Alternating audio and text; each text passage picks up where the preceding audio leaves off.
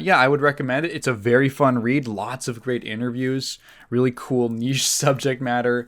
I like it a lot. But I will say, there's one thing that I don't appreciate, and that is that in the first couple pages, it spreads misinformation about the video game crash from 1983.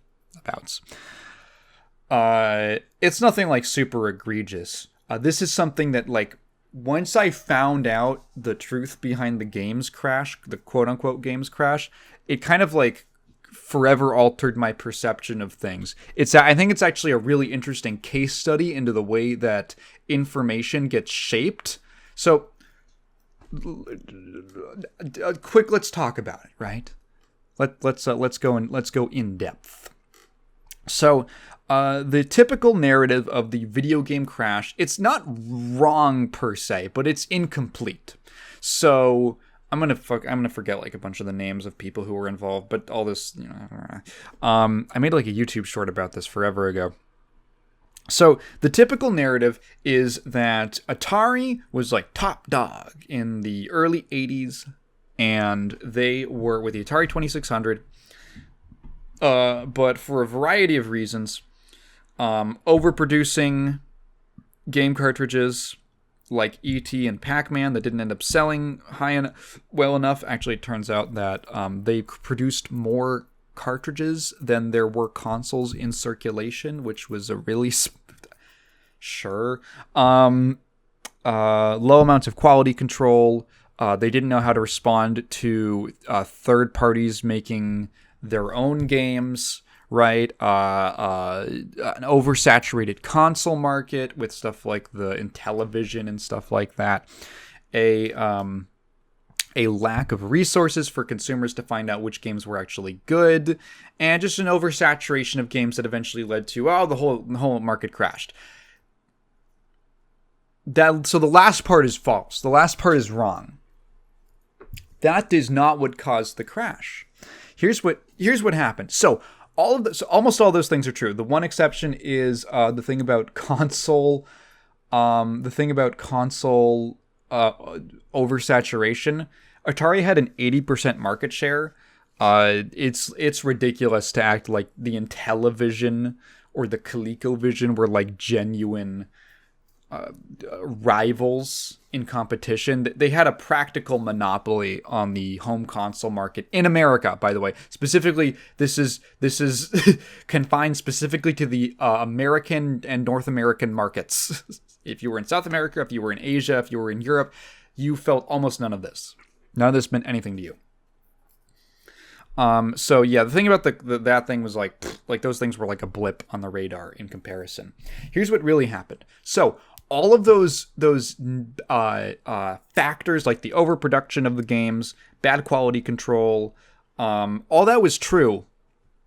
And if it was allowed to continue, it probably would have resulted in negative repercussions for Atari at some point, sometime later in a few years. It probably would have taken some time to build up.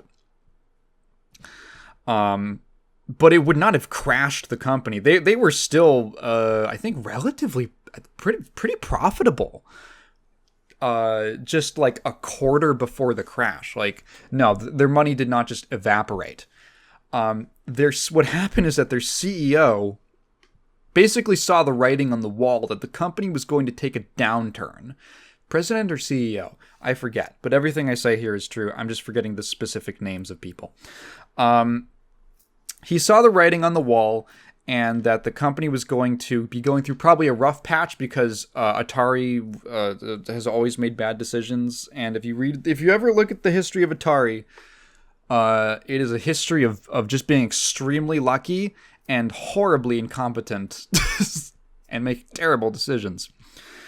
So he does a little bit of insider trading and makes a pretty good amount of money, and it turned selling shares of Atari that he owned. And then it turns out a couple months later that the company's stock fell by like 30%, so he totally cashed out. This is immediately picked up on. Multiple alarm bells go off. I think he resigns, actually. They were going to kick him out, and then he resigned. So Atari in early 1983 is just kind of like floating around, not knowing what the hell to do. Weird shifts in leadership, very like rudderless as a company. And then, hang on, I actually do want to. Jack Tramiel, that's his name. Holocaust survivor? Holy shit! I didn't know that. Oh my god, that's crazy. Jack Tramiel, the founder of Commodore International, comes in and basically decides to be a savior for the company. If you aren't familiar, because unfortunately a lot of this history has been forgotten by most people, the Commodore 64, the Amiga, that whole brand, those were like the original gaming PCs. Those were computers they were personal computers that were built with high quality graphics in mind, to be able to run video games. They were IBM compatibles. They came with joysticks, and that was its own pretty solid market, especially in Europe. They were pretty successful, and they had a foothold in America. And Jack Tramiel basically sees Atari floundering, completely helpless, and he decides to come in and say, all right, I'm going to take over the company. And the first thing we're going to do is we're going to get the fuck out of cartridge games. We are pulling out of home consoles for the foreseeable future, because I don't know dick about home console games, but I know about PC games. I know about PC gaming. So overnight, Atari stops production of all cartridge games. Now, it should be pretty obvious that when you are 80% of the market and you just stop, you just stop making supply. Yes, obviously it looks like a huge crash. I guess it could be a crash, but crash almost implies there was some kind of cataclysmic explosion of a company just falling apart. It was more just like they just ran out, you know? It was more like they just pulled the plug on the life support at that point, but extremely prematurely. And that's where we get things like the Atari 8-bit console, Atari 8-bit machines. Consoles, like you call them, you consider them consoles, and the Atari 8-bits are super cool. The 400, the ST, like those things, Atari, they were super neat. Those were really cool machines. They had a lot of really cool games for them. The Atari 8-bits were dope, and no one ever talks about them.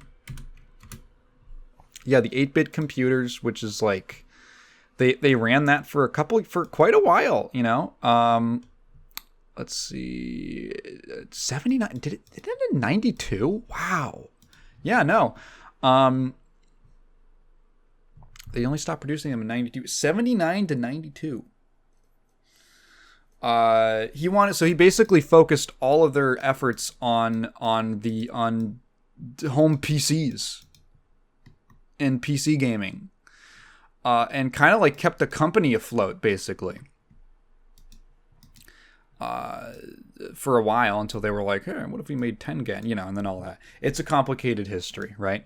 But I think it's really interesting that all of that is lost, that no one ever talks about that. It was kind of mind-blowing to read that, to discover all this myself, and to actually put the missing pieces together, because the narrative I've been fed for so long, it's one of those things that's just repeated so often that you just assume that it's true. Like, you don't even, it's considered common knowledge, but it's really sort of a myth, or the simplification of it is a myth. So the real story is that, yes, most of those factors were true, but it didn't kill the company.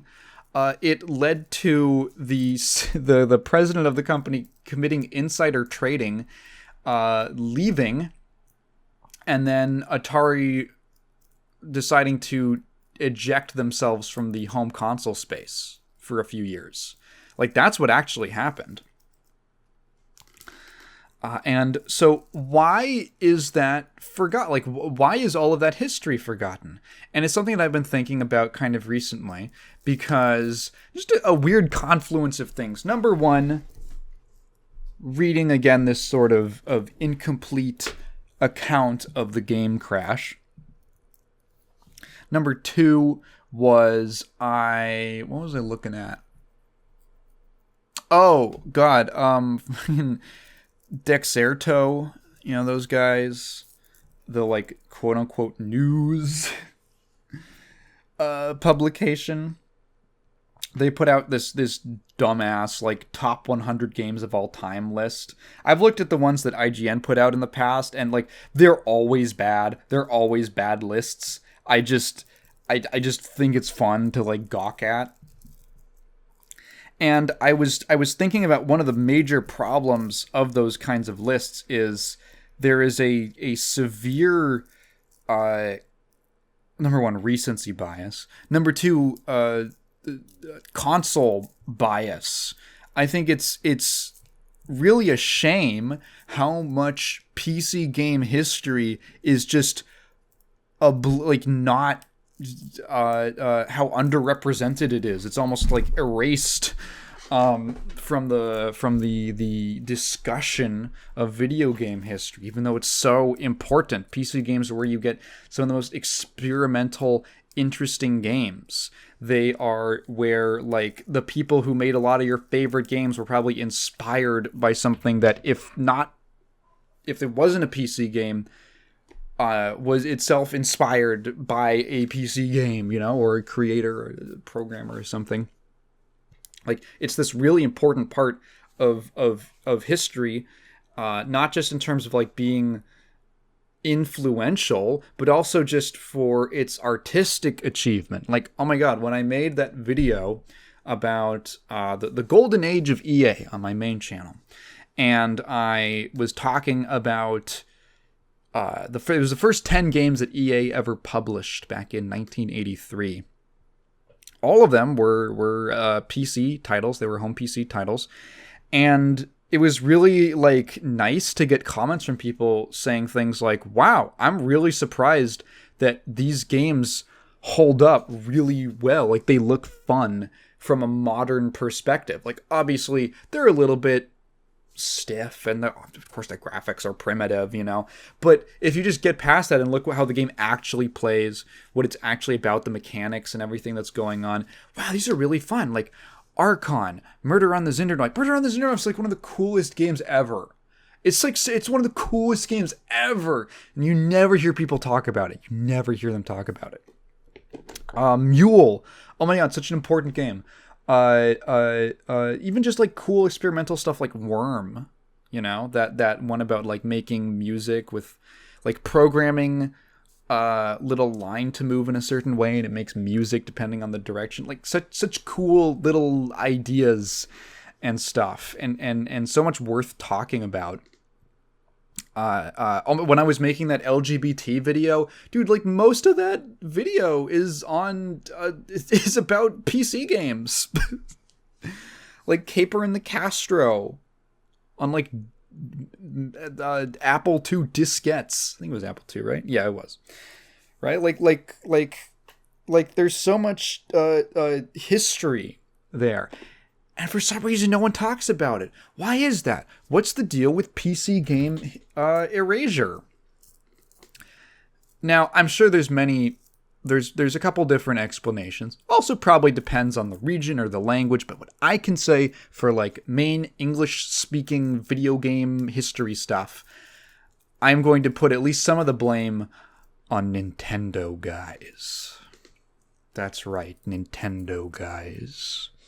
So, when I was a kid, and there was when I was a kid in like the early 2010s, right? Late 2000s, early 2010s, there was a big resurgence of retro game appreciation, in part because it was also a time of 80s nostalgia was very big.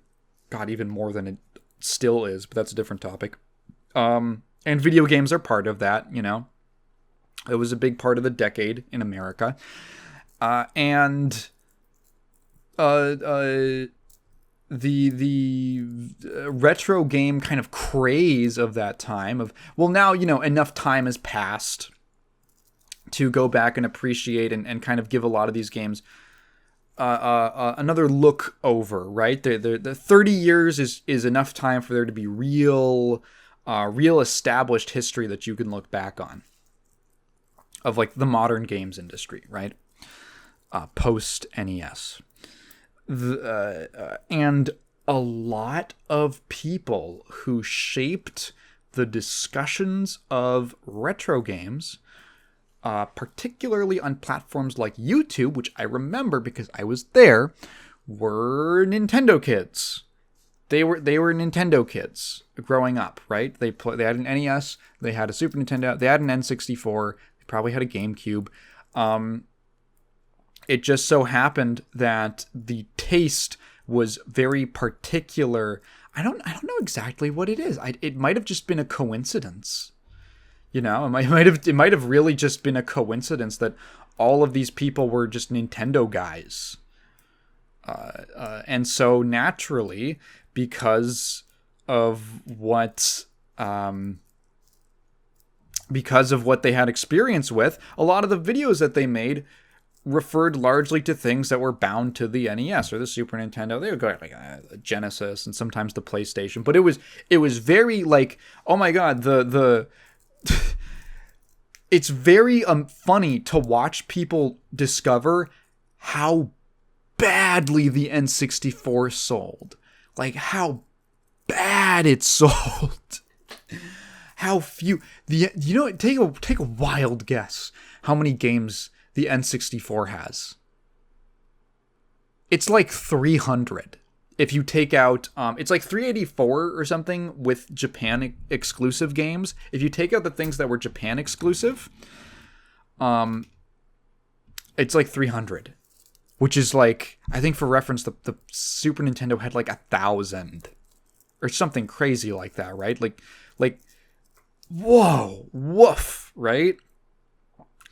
That also creates its own interesting thing where, like, because I think like Scott the Woz had a video where he said something about this, where he was like, well, if you owned an N64, everyone kind of played the same games, so everyone had a lot of common ground to talk about. So there was like this kind of market, I think that did honestly contribute to a sort of market for like people believing that Banjo-Kazooie was like, it sold as much as like a fucking Call of Duty or something like that. Like that's how it feels like it gets treated sometimes. And it's like, it probably sold good. I'm not familiar with the sales numbers. But like, no, dude, it was like, it was on the N64 and that thing did not sell that well. But because there was this niche of people who all were playing the same games, when you go and make videos, it's like, oh shit, there's like, it was like a niche. It's probably why a lot of those, now that I think about it, it's probably why a lot of those guys blew up at that time, because it was like finding a niche audience of people who just, like, if you make videos on the PlayStation 1, it's like, oh my god, there's so many games that someone could have focused on when owning a PS1, right? You can talk about like the big classic hits and all that, like Crash and Metal Gear and Spyro and all that jazz. But just, you start going outside the circle and it's like you're getting into significantly smaller parts of the market, parts of the audience, you know? And I think this is I'm just talking about the N64 here. But like, I think it applies to the earlier consoles, like the NES and the Super Nintendo. And I really do think that the over-representation of like console history, which is largely because consoles were a lot more affordable. They were a lot more affordable than PCs. PCs were very expensive. I forget what the inflation adjusted thing for like a PC in 1985 would be, but it's a lot. It was a lot, and they were generally considered work devices first and gaming devices like second or third. It was not a terribly large market, at least not in the US. In the UK it was. The UK has a pretty interesting, rich PC gaming history, but that's its own thing. So there's sort of like these factors of the audience was smaller. It was generally more enthusiast for PCs, more of an enthusiast market. Like those are the people, making the dingle like catalogs, and early enthusiast hobby magazines were for PC games because, something like the Atari 2600 was for families, right? It wasn't like, oh, here's a guy who's really interested in this one thing. Like you would. That's how the PC market was. So like that, and so that kind of leads into the situation where there's all of this very heavy like Nintendo focused discussion of retro game history, and over time just like this slow erasure of PC games. And you know what's funny is a lot of my love for old PC games comes from people like Lazy Game Reviews, LGR, who has, if you aren't familiar with him, he's been doing YouTube for forever, and his videos are largely focused on older tech products, mainly PCs, and a lot of PC games. So, he would make videos on, like, I don't know, let me just look up a random video of his from like years ago or something. There's one that I remember he made a video on, and I can't for the life of me remember the name of the game. Some like point and click thing. Something like, wow, he made a lot of Sims videos.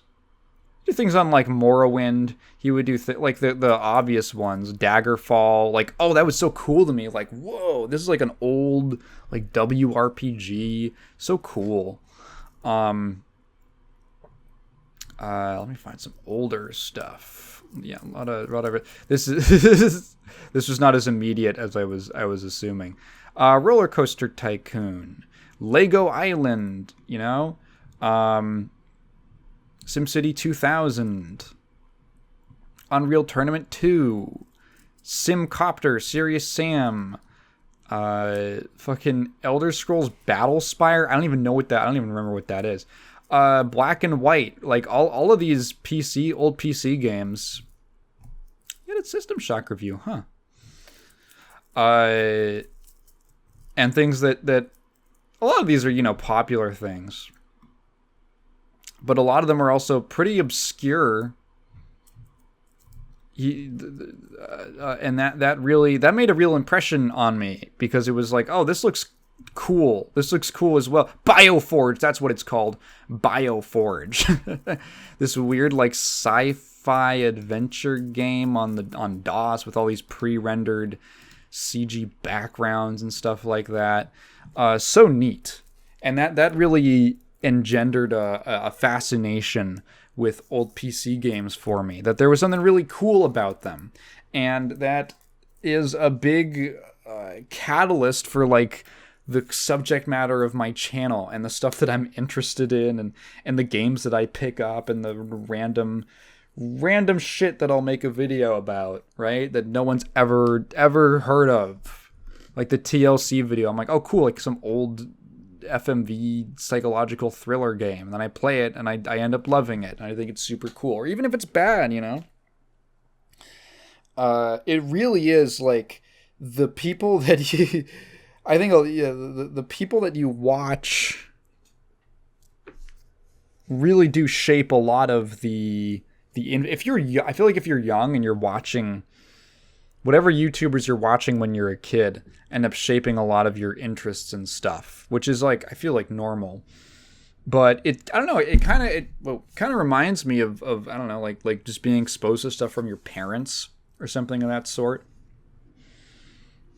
Like, I wonder, I would be thrilled if there was some kid who was watching my videos and grew some kind of interest in old games or gaming history or funky old PC games or something like that, and they themselves went in and played a bunch of cool old stuff, and had a great time and enriched their lives with that. So that's sort of like what I try to do. I'm fighting the battle against PC game history erasure. Yeah, wow, that was a long sort of tangent.